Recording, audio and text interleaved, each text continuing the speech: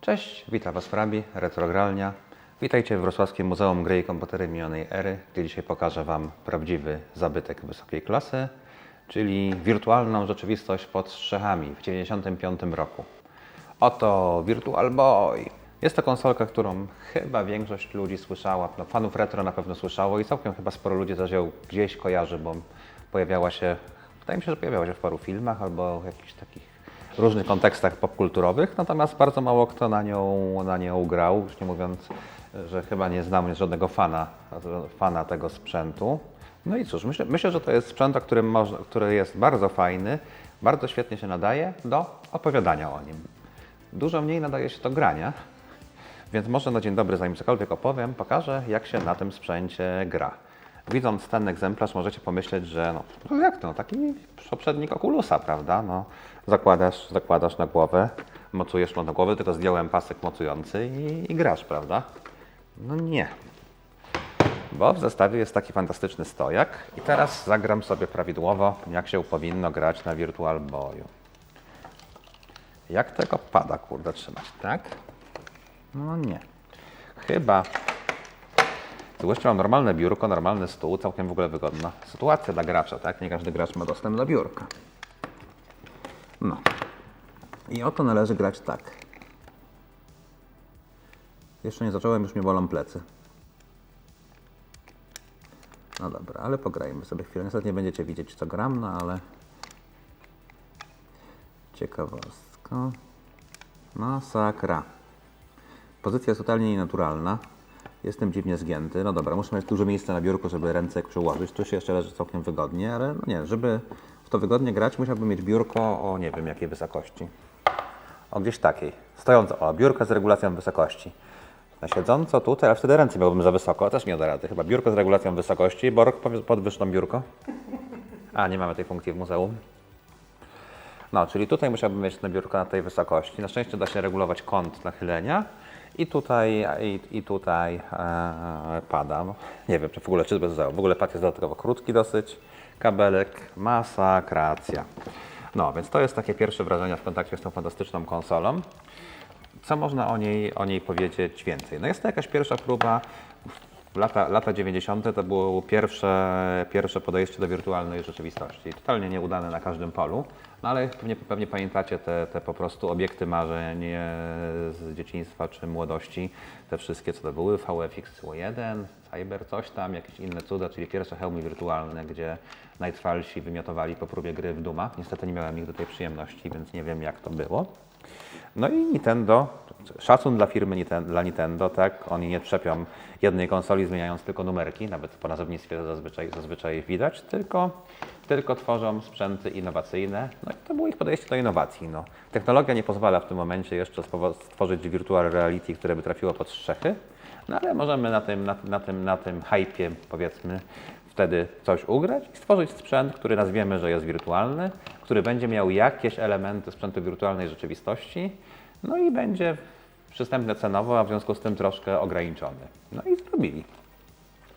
Więc może na dzień dobry powiem, tutaj oczywiście Borg montuje piękne nagrania ekraniko za chwilkę, gdzie jest ta wirtualność. Tak naprawdę jedyny twardy aspekt charakterystyczny dla wirtualnej rzeczywistości, które ta konsola dostarcza, to jest 3D.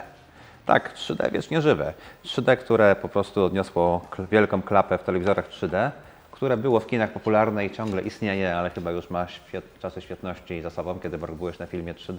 Ja nie widzę 3D. A, Borg, zapomniałem, no ale ja to kiedyś, ja ogólnie lubię 3D i doceniam 3D, ja żałuję, że akurat telewizory 3D padły, to temat pewnie na inną dyskusję, może nawet już ją mieliśmy. No, natomiast jest to prawdopodobnie pierwszy sprzęt rzeczywiście domowy, pierwsza konsola, która wyświetlała prawdziwe stereoskopowe 3D, a nie, głupoty gadam, co ja mówię, pierwszy sprzęt, przecież sam robiłem film o Master System i NESie Famicomie.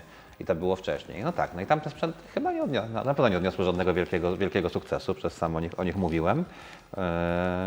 No ale tam 3D nie załapało. To teraz dajmy tutaj 3D, chociaż nie wiem, czy 3D było tym biggest selling pointem, czy bardziej właśnie ta pseudo-wirtualność. Natomiast no, oprócz 3D, jedynym drugim aspektem, który ta konsola dostarcza w wirtualności, jest po prostu ta pozorna, jakaś tam izolacja od otoczenia, tak? No, rzeczywiście jakby wrażenie z samego korzystania I jeśli chodzi o izolację, jest podobne jak na Oculusie czy innych hełmach VR, tak? No i to tyle z VR-u. No dobra, ale może zanim będę tyle gadał, pokażmy jakąś grę. Postanowiłem tutaj oszczędzić Wam oczu w tym odcinku, a już tym bardziej Borga, który musiałby tutaj biegać i robić wygibasy. I pogramy na emulatorze. Oczywiście emulator nie zaprezentuje tej podstawowej funkcji, o której wspomniałem, ale postaram się Wam opisowo wyjaśnić, jak wygląda 3D. Będzie to takie 3D z audiodeskrypcją tutaj. A od razu powiem, myślę, że może więcej na końcu odcinka, ale jeśli byście chcieli sami doświadczyć tego na własnej skórze, to pod żadnym pozorem nie sugeruję Wam kupowania tego sprzętu. On ma tylko wartość kolekcjonerską i skrajną geekowatością. Natomiast są całkiem dobre emulatory Virtual Boya. Ja osobiście sprawdzałem na Oculusie Go i Oculusie Quest 2, czyli tych standalonowych, samodzielnych hełmach i te emulatory działają świetnie i ograłem na nich sporo gier, których nie miałem w ogóle w oryginale i porównywałem to z tymi, których mam w oryginale i generalnie ze względu na to, że mamy normalny hełm na głowie, to jest to po prostu już o niebo lepsze, a poza tym odtwarza wrażenie idealnie, po prostu lepiej, więc w ten sposób warto sprawdzić te gry. Nie sprawdzałem, ale na pewno na hełmy jakby pecetowe też coś się znajdzie.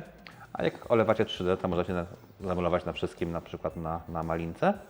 No dobra, no to odpalmy jakąś grę. Może od początku, żebyście mieli pełen obraz.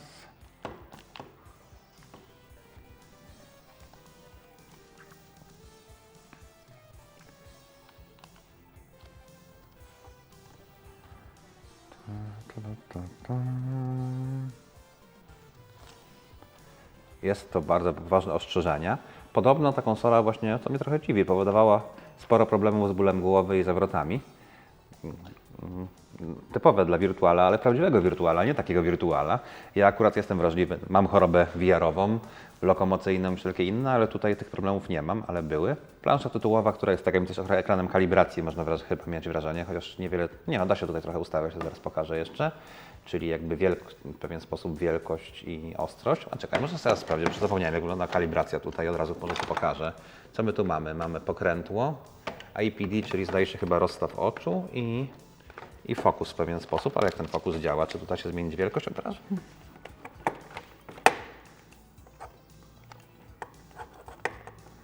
Wyświetlam sobie ten sam ekran kalibracji teraz i co ja tu mogę regulować? Jeszcze emulator chyba tego nie psuje. A, bo to jest pokrętło, ja próbuję przesuwać. No to lekko na widoczność wpływa ta regulacja chyba rozstawu, chociaż do końca nie czuję, co to tak naprawdę robi. Mam wrażenie, jakby zwężało obraz bardziej niż regulowało rozstaw oczu. A, fokus jakby jednocześnie powiększa, dobra. Jak zmniejszam fokus, to jednocześnie trochę zwiększa. Jak oddalej, teraz jest ostra jak brzytwa, kurde, zapomniałem o tym suwaku. Teraz wygląda o niebo lepiej niż tutaj. Oczywiście tutaj, może to być związane z tym, że przez AV wyprowadzamy sygnał. Ale jednak coś tu przesadziłem.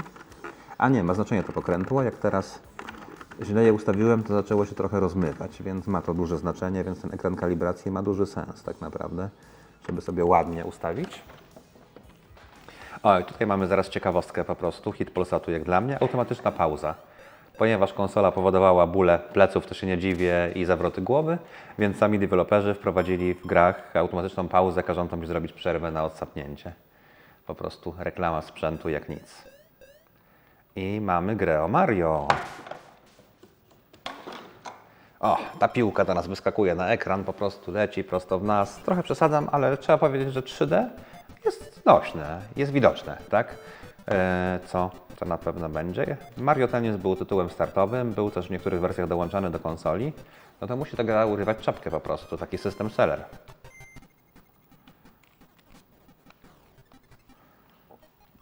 A zajście, Mario Tennis nie wyszedł na Switcha niedawno? Czy jakaś jego mutacja? No i co my tu mamy? No, serwuje nam...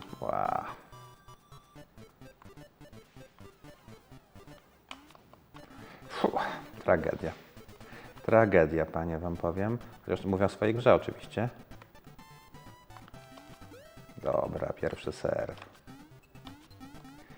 No i co można powiedzieć o 3D? Może żebyście, zrobimy tak, będziecie mieli pełną transmisję, opiszę Wam to, pełną audiodeskrypcję 3D. Odpalam oryginalny Mario Tennis, jak ktoś nie wierzy.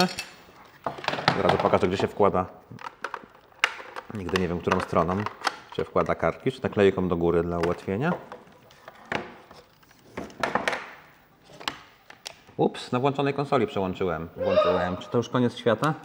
Czy już Virtual Boy jest do wyrzucenia? Nie. Dobra, odpalam grę. No widzi, jak do mnie piłka leci. No i co? No, w porównaniu z tym ekranem tutaj to wygląda fantastycznie.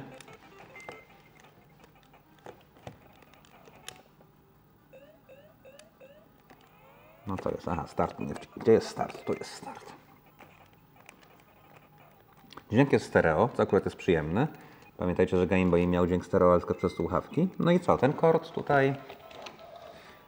No czuć, że ten kord jest po prostu w głębi, tak? Widać wyraźnie, że ten Mario stoi przed kordem. Widać, że tam jest postać. Tutaj w tle jeszcze te elementy tła też widać, że są na poszczególnych jakby warstwach. Więc jest to efekt przyjemny, nic nie urywający, po prostu przyjemny.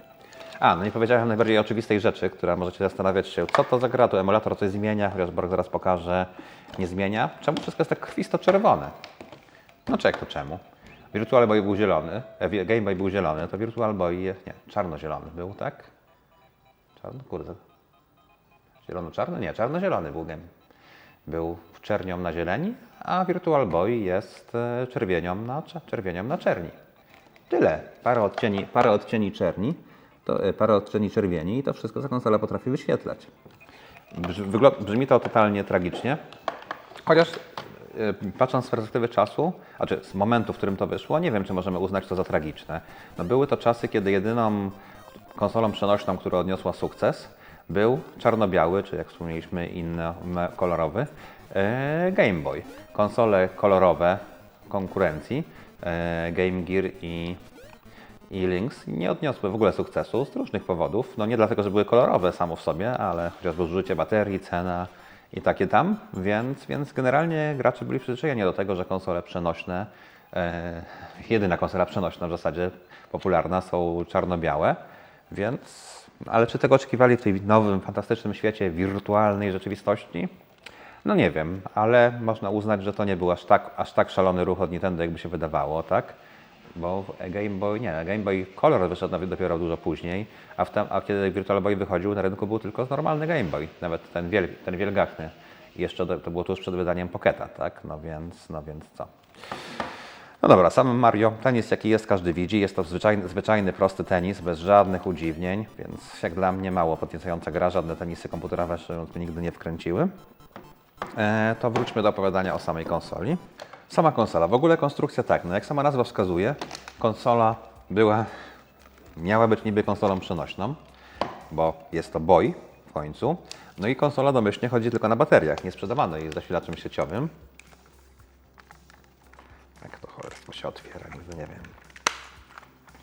6 baterii, w tamtych czasach challenging.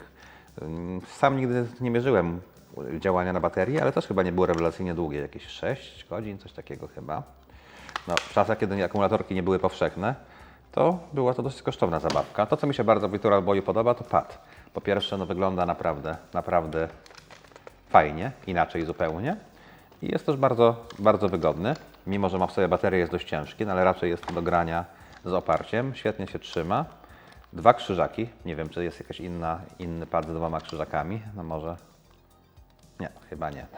PlayStation może udawać coś jak krzyżaki, ale nie. Chociaż te krzyżaki nie były za bardzo wykorzystane, ale był to jakiś kolejny pomysł. 2 przyciski i jeszcze były, nie wiem, coś na kształt triggerów czy bumperów. To znowu w czasach, kiedy raczej pady konsolowe, no nie, SNES już miał te przyciski narożne. Natomiast padzik naprawdę fajny, przyjemny. Na kabelku, no i tak naprawdę śmieszny trochę, pad dostarcza zasilania. No, przenośność tej konsoli jest delikatnie mówiąc mocno dyskusyjna. No dobra, można ją zabrać samochodem gdzieś, ale tylko samochodem, nawet z tym całym stojakiem. Nie wiem, stojak się jakoś tam składa, nie będę ryzykować, bo się ledwo trzyma, bo to się też łatwo pęka. ta część, no ale ciągle, nawet do plecaka nie jest łatwo to zapakować, więc cóż, przenośność taka sobie. No i moim osobistym zdaniem, no co tu jeszcze mamy w konsolce? Regulacja głośności, PlayLink. To, co pokazuje najlepiej, jak konsola osiągnęła sukces, że mimo złącza firma nigdy nie wydała kabelka do łączenia, no bo konsola umarła po roku i sprzedaży 1 000 000 sztuk, więc jeśli mówicie, że Wii U to porażka, no to nie. Zdecydowanie pod względem sprzedażowym jest to największa porażka Nintendo. Nie wiem, czy pod jakimkolwiek innym względem nie chyba można te konsolki bronić. No jak wspominałem, Ford Cartridge'a, ten uchwyt zaciskowy na regulowane ułożenie. Jakbyście kupowali, to uważajcie na ten stojak nieszczęsny. Bez stojaka, no to się nie da grać, kurde. Nie kupujcie, raczej nie sugeruję kupowania bez stojaka. Nie znalazłem zamienników. Pewnie można jakoś manualnie skonstruować, nie wiem, ze stojaka do aparatu albo coś. Pewnie Borg by coś tu wynalazł, jeśli jesteście fotografami swojej, ale ja alternatywy nie znalazłem. Szukałem, że być może ktoś teraz pomyślał, poszedł po rozum do głowy i dorobił uchwyt na głowę. Tak jak zresztą, jak pewnie oglądaliście Angry Video Game Nerda, no on znalazł jedyny sposób, czyli zamontował to wszystko taśmą. Natomiast pewnie to pozwalało grać w miarę wygodnie na tym sprzęcie, natomiast no, ciężko się go zdejmowało, tak? Więc ja szczerze mówiąc, jak miałem hype na ten sprzęt, jak kupiłem sobie pierwszego Virtual Boya dawno temu i jeszcze nie miałem żadnego hełmu VR do emulacji, to próbowałem różne rzeczy. Próbowałem grać na leżąco, jakoś tak, próbowałem jakoś tutaj sobie go układać. Kurde, nie znalazłem żadnej opcji, która by się nadawała. Po prostu trzeba grać jak producent przykazał, bo to jest chyba rekomendowana pozycja i cierpieć bóle kręgosłupa szyjnego i wszystkiego innego, tak? Co warto pokazać z tych gierek, które grałem na prawdziwym Virtual Boyu, no to jeszcze bardzo warta uwagi jest gierka Vertical Force. Strzelanka, po prostu strzelanka. Nie dokończyłem mówiąc o stojaku. No, sądziłem, że ktoś zrobił współczesny stojak, ale nie, nikt nie zrobił. Nie wiem, czy to kwestia, stojak, uchwyt na głowę, tak? Natomiast być może powodem, czemu nie zrobił tego uchwytu, jest jednak masa. A z ciekawości sobie zważyłem Oculusa i to. Oculus jakieś pół kilograma to 900 coś, tak? Czyli prawie kilogram solidnej basy. No, wydaje mi się, że dałoby się mimo wszystko zrobić jakiś uchwyt, chociaż uchwyt z drugiej strony przyciskałby do twarzy, a ta część to nie jest tak twarda jak w Oculusie, by trzeba jednocześnie przerobić tą część tą część, która do twarzy, na coś twardszego pewnie. To da się wymienić, więc dałoby się w sumie zrobić jakiś plastik na końcu, tylko obity sztywny, no ale najwyraźniej konsola jednak nie ma aż tylu zwolenników, żeby zrobili z niej normalny hełm VR. Oczywiście z tego śledzenia głowy, nic takiego, no to zapomnij. Nic w tym nie ma.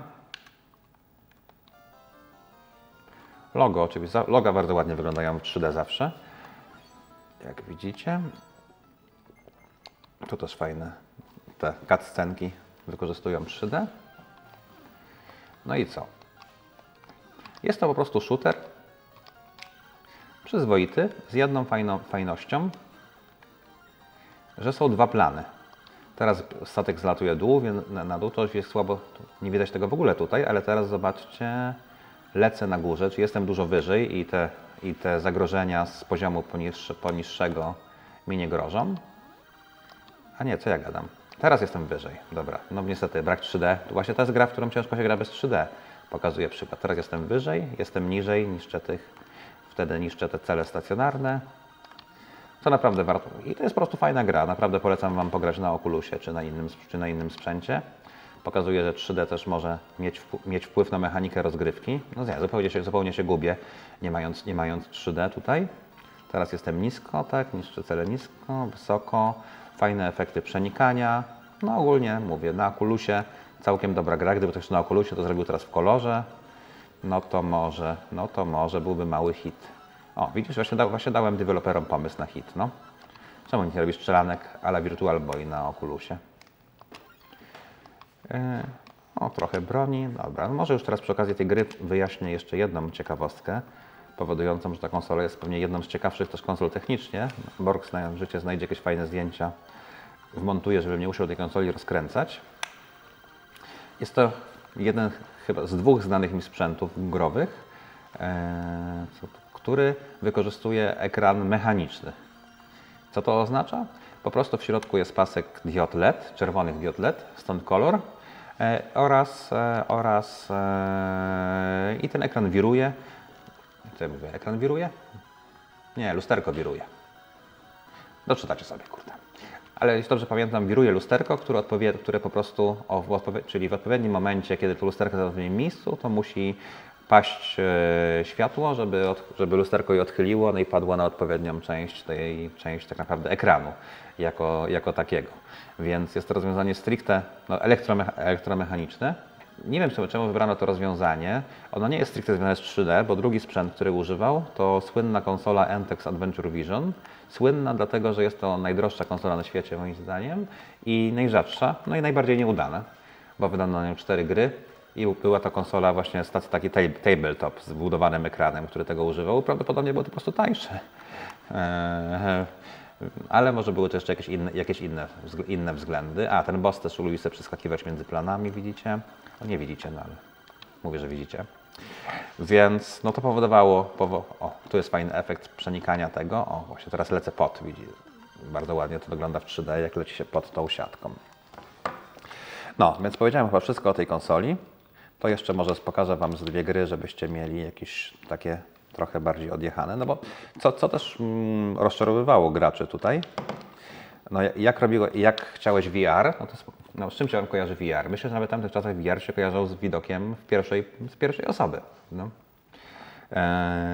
Natomiast no tutaj gry są normalne tak naprawdę, takie same jakby były. Właśnie, no, trzeba pokazać Wam w sumie najlepszą grę prawdopodobnie na Virtual Boya. Natomiast ta gra nie potrzebuje Virtual Boya. To będzie Wario Land, tak? Nie było tutaj Mario Landu niestety, ale był Wario Land. Nie wiem, Bork, ty się znasz na Wario? Czym się Wario różni od Maria? Poza tym, ale chodzi mi o gameplay, bo były platformówki o Wario, ale ja w sumie nigdy jakąś się nie wciągnąłem. Jedną chyba na jakimś SNESie czy Game Boyu grałem i nie do końca czuję, czy Wario jest jakimś innym podejściem do grania. To przynajmniej na podstawie tego Wario tutaj, porównując go z Mario, powiedziałem, że jest taki trochę uspokojony Mario, mniej dynamiczny, ale jednocześnie nieco bardziej taki troszkę labiryntowy, trzeba trochę poszukać, trochę podrążyć, ale tylko troszkę. A poza tym jest to ciągle normalna platformówka. Nie wiem, czy taki jest zamysł Nintendo, czy tylko na podstawie tej gry. Mam to wrażenie, więc no co my tu mamy? No. O, już na dzień dobry, fajny efekt 3D nas łapie, ta kula leci na nas, no ale tutaj to jest tylko gadżet wizualny, tak? Spokojnie tutaj takie efekty zdarzały się w grach bez 3D i się połapie. To nie jest jak w Vertical Force, gdzie to powoduje, że ciężko się gra. Te efekciki 3D są fajnym urozmaiceniem, ale to wszystko. Jest gra bardzo też precyzyjnie zrobiona, ładnie. No tego oczywiście nie widać, ale sprite'y są wielopoziomowe, w tym sensie, że taki Wario, przepraszam, zły bliźniak, ma kilka warstw, tak? Te ręce są bliżej, widać czapkę, tak? Takie te znaki zapytania też mają 2 albo 3 plany, widać jakby są, no niby to jest to z warstw, ale te warstwy ładnie oddają. Jest to ogólnie ładne, tak? Jak mówię, no i ogólnie gra jest całkiem fajna, to czym się wyróżnia od Mario, że trzeba znaleźć też klucz, który czasem jest lekko ukryty, czasem są te 2 plany też, no jest jakiś efekt 3D znowu, tutaj widać w tle drugi plan i są też takie momenty w grze, gdzie się przeskakuje na drugi plan, choć to nie jest nic, co wymaga 3D, no bo nie wiem, tak się często też robi, czy to w Raymanie teraz, czy w Donkey Kongu, chociaż 3D oczywiście dodaje temu troszkę uroku, no starali się nawet w tej wersji wizualnej, żeby to 3D miało jakiś sens, no ale nie oszukujmy się, no 3D nigdy nie zrobiło efektu wow w grach, na rynku przynajmniej, bo ja parę gier znam, których robiły efekt wow dla mnie, ale to na inną dyskusję. Nawet w tym udanej konsoli jak w 3DS-ie, tak, gdzie znowu Nintendo po raz 3 postanowiło wrócić do VR-a, no to podobno użytkownicy raczej wyłączali to 3D po tym, jak się już nacieszyli, no a później też 2DS-y wyszły, więc oznaczało, że konsola bez 3D spokojnie może istnieć. O, tutaj mamy ten efekt planów. No i on też ładnie wygląda, tak? No tyle można powiedzieć, natomiast no grę Wam polecam, bo jest to po prostu dobra platformówka. Natomiast to jest fajne, złapałem klucz, muszę wrócić na tamten plan i iść dalej, tak? Ale jak mówię, to nie wymaga 3D. Jak macie Virtual Boya i chcecie doświadczyć bólu pleców, czyli Virtual Boya w pełnej okazałości, jest to dobry tytuł, żeby żeby zagrać, ale bardzo Wam polecam emulację. Akurat no to jest sprzęt, którym z czystym sumieniem myślę, że można emulować. Nie wyszedł jeszcze Virtual Boy Mini. Ciekawe, czy wyjdzie. Śmiem wątpić. I była lekka reinkarnacja Virtual Boya. To powinieneś kojarzyć. Grałeś w tego? W Mario, nie w Mario, Luigi Mansion?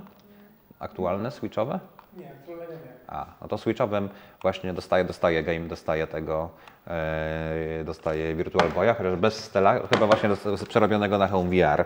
I właśnie więc wszystkie te ekrany, gdzie coś tam sobie ustawia na tym swoim jakby terminalku są czerwone, bo Luigi robi to na Virtual Boyu.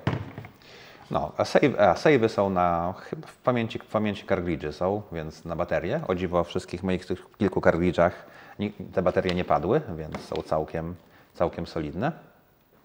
Nie wiem, czy powiedziałem, ile gier się ukazało. Chyba nie. 22 zdaje się wszystkie, z czego 19 w Japonii i chyba 14 w Europie, więc no, jak na rok działania całkiem znośna biblioteka. Czy to jest ta gra, którą chciałem Wam pokazać? Teleroboxer. Jedna z niewielu gier, która wykorzystuje dwa krzyżaki, więc będzie mi się trochę źle grało na tym padzie, gdzie drugi jest mapowany na analoga. Jest to, jakby powiedzieć, bijatyka. Nigdy się nie wciągnąłem wystarczająco w sterowanie, żeby w pełni ogarnąć, ale wizualnie wygląda bardzo fajnie, chociażby Chociażby dlatego, że jest to gra no, w FPS, tak? No nie, może nie FPS, bo nie shooter, ale w pierwszej osobie. No i bardzo fajnie to 3D też widać, tak moje ręce się ruszają, postać. Myślę, że muszę się kiedyś wgryźć w sterowanie i szczególnie teraz na Oculusie i się porządnie wgrać, bo to też dobra gra i robi dobre wrażenie wizualne, ale zupełnie nie potrafię grać, więc nie będę. O, tu jest blok. A nie, tutaj no, jest to jakaś głębia tej rozgrywce, tak, więc można. Natomiast pokazałem Wam teraz chyba 3 z najlepszych gier. Najlepsze. I jeszcze dla pełnego obrazu może na koniec pokażę Wam przykład tragedii, jaki tutaj się dział, bo sporo z tych gier jest po prostu miernych, znaczy może miernych źle powiedziane, nie przystających do platformy, tak? I jako taki skrajny przykład, nie Vectrex, tego Wam pokażę, co Wam pokażę? Space Invaders. Mamy nowoczesny sprzęt, który aspiruje do VR-u. Co zrobimy na niego? Port jednej z pierwszych popularnych gier. Czy on będzie tylko nawiązywał do nazwy i pokazywał coś zupełnie, chyba gra ta nie wyszła w Europie, i nawiązywał do tego, ale pokazywał zupełnie nowej jakości, zupełnie inne podejście do rozgrywki? Nie. Po prostu w najtańszy możliwy sposób rzucimy w 3D. Mamy tryb Virtual 3D i po to się męczyć też oryginal 2D. Ale no, 3D. No i co tu się dzieje? Gameplay to aż Borg po prostu zapłakał. Gameplay to najzwyklejsze Space Invaders, po prostu oni są ułożeni, ci dalej są dalej w tym pseudo 3D i to wszystko. No i tło jakieś. Więc no, na sekundę wygląda to przyjemnie, ale gra się po prostu gorzej, więc przyjemnie się gra w wersję 2D. No po prostu przykład klasycznego, nie wiem, skoku na kasę, no nie wiem. No. Jest tu na bibliotece, no jak mówię, nie wszystko jeszcze ograłem, ale jest tu na przykład też jakaś, może trochę bardziej, nieco bardziej kreatywna, ale ciągle słaba mutacja Mario Bros. Nie Super Mario Bros, tylko Mario Bros. Czyli tak naprawdę jednoekranowej rozgrywki ze żółwiami, ale dobra, no, jeszcze tych gier jest. Jak Wam się spodoba, może kiedyś zrobimy pełne ogranie wszystkiego, co tutaj. Ale na koniec jeszcze pokażę jeden tytuł, który mnie zaskoczył pozytywnie. Czyli jedna chyba bardziej ambitna, może najbardziej ambitna gra tutaj. Używająca prawdziwej grafiki 3D. No pamiętajcie, 95 rok, sprzęt przenośny, to wtedy nawet konsole stacjonarne za bardzo 3D nie umiały, bez dodatkowych chipów. Natomiast no to 3D będzie w pewien sposób nieoptymalne, ponieważ to jest to 3D. Wszystko jest na tak zwanych wireframe się mówi? Tak? Czy ja to mówię po prostu nieteksturowane wektory? Nawet nieteksturowane, niewypełniane wektory. O, nawet coś gadało, słyszeliście? To też są czasy gadania w grze. Wbrew pozorom, no tutaj będzie wyglądało to gorzej, ale wbrew pozorom w 3D da się w to całkiem przyjemnie grać. Jest po prostu taki shooter, chyba trochę jak Star Fox, chociaż może no, bardziej, bo można latać zupełnie swobodnie. Tak? No tutaj teraz trochę mi ciężko nawigować, bo 3D tu bardzo pomaga, mimo że to, no, te siatki się nakładają na siebie i tutaj wszystko wygląda jak jedną wielką sieczkę. Jak to się sterowało? Jak jedna wielka sieczka, to w normalnej rozgrywce na 3D wygląda to całkowicie przyjemnie. Chodzi to płynnie, żadnych spowolnień. Znowu gierka, w którą muszę się porządnie wgryźć, żeby w pełni rozumieć gdzie co, ale raczej jest to strzelanina, nie jakiś hardcore, natomiast nie jest to strzelanina na szynach, tak? Tu normalnie swobodnie latamy w tej przestrzeni, więc myślę, że polecam też ogranie tej gierki na emulatorze. No i chyba tyle, jaki jest Virtual Boy, każdy widzi. Jest to oczywiście sprzęt drogi, gry są drogie, wszystko jest drogie, więc zapraszam Was do wsparcia naszego kanału na Patronite, żeby można trwonić więcej pieniędzy na takie cuda. Ale jak mówię, jest to jeden z niewielu sprzętów, który nawet największym maniakom nie polecam jednak zakupowania na własny rachunek. Raczej kupcie Oculusa, wyjdzie taniej prawdopodobnie.